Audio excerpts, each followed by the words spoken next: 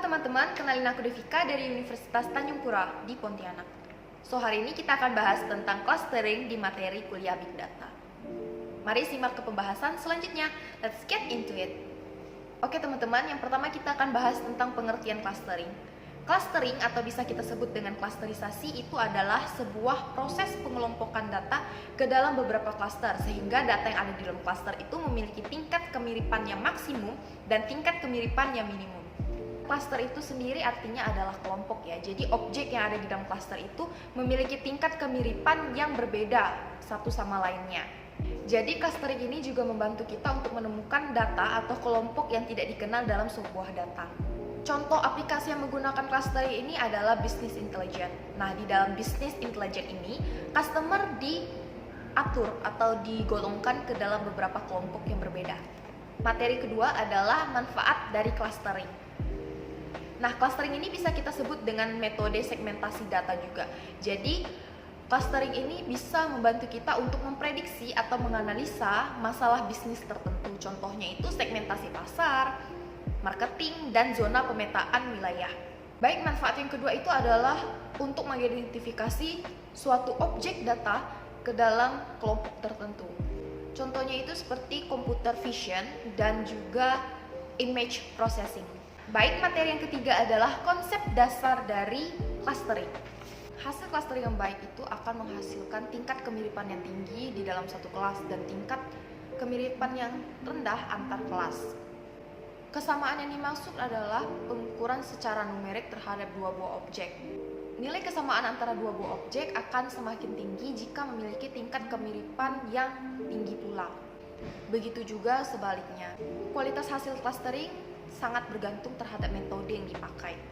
Metode clustering ini juga membantu kita untuk menemukan pola tersembunyi di dalam suatu data yang sedang kita teliti. Baik, di dalam clustering itu terdapat 4 tipe data. Yang pertama itu adalah variabel berskala interval. Contohnya itu suhu badan. Yang kedua itu adalah binar, variabel binar. Nah, di dalam variabel binar ini hanya dikenal dua kelompok data saja. Jadi kalau misal 0 itu artinya tidak atau gagal, 1 artinya iya atau berhasil. Baik, selanjutnya adalah variabel nominal, ordinal, dan rasio. Variabel nominal itu contohnya laki-laki atau perempuan, kemudian agama. Dan variabel ordinal itu contohnya seperti tingkat pendidikan dari rendah seperti SD, SMP, kemudian SMA, dan kuliah. Untuk variabel rasio itu contohnya seperti berat badan, tinggi badan, dan juga kadar gula. Baik, materi keempat adalah syarat dari clustering. Yang pertama itu adalah skalabilitas.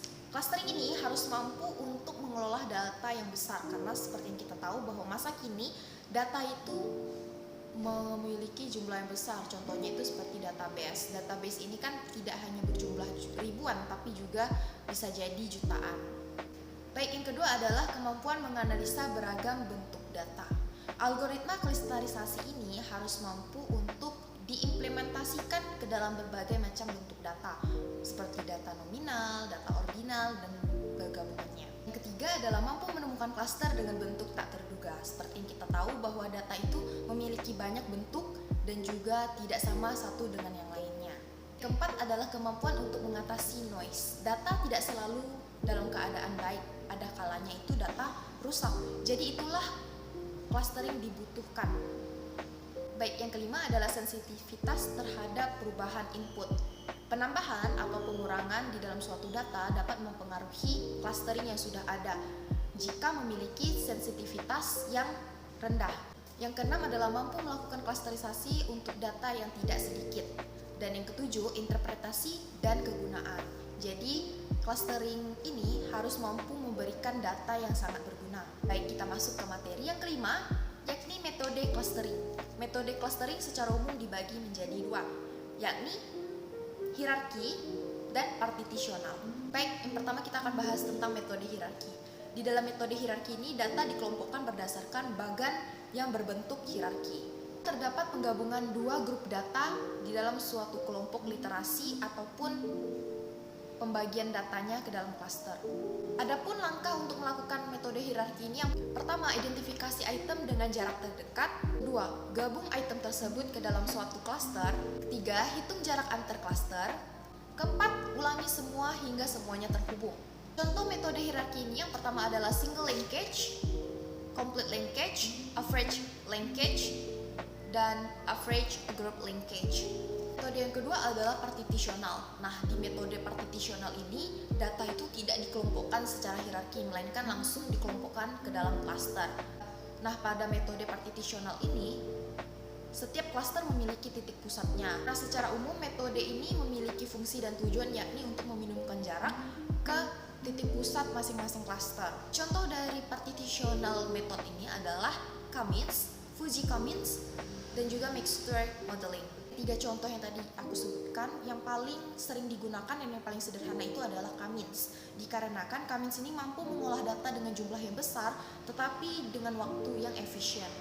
Algoritma K-means mendefinisikan bahwa pusat klaster dari klaster menjadi rata-rata poin dari klaster tersebut. Maka algoritma K-means akan menyusun partisi X dalam sejumlah K cluster.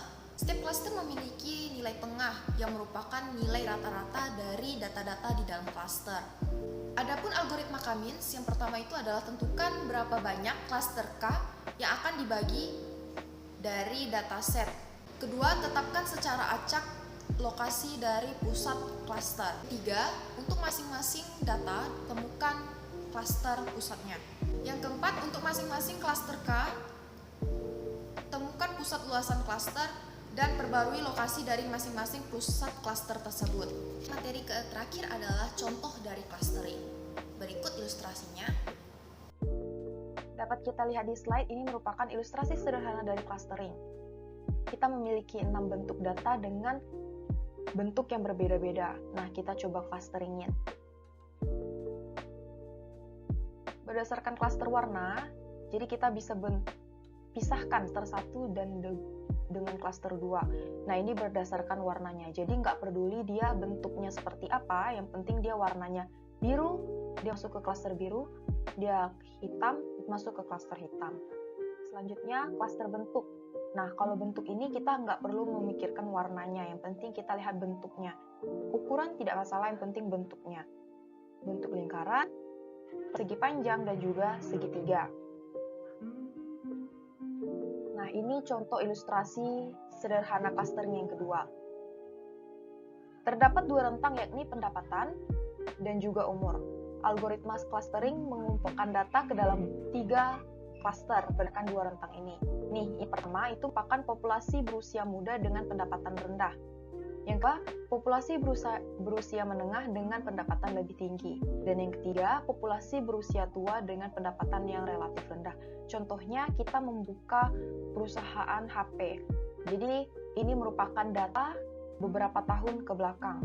Data pelanggan beberapa tahun ke belakang. Nah, kita coba untuk memanage siapa saja target pasar kita. Nah, dari ini kita bisa lihat bahwa sebaiknya target pasar kita itu adalah nomor 2, yakni populasi berusia menengah dengan pendapatan relatif lebih tinggi, karena pendapatannya juga relatif tinggi kan.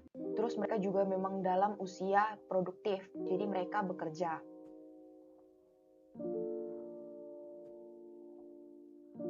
Baik, sekian dulu ya video hari ini. Semoga video ini bermanfaat bagi kita semua. Dan sampai jumpa lagi. Bye-bye.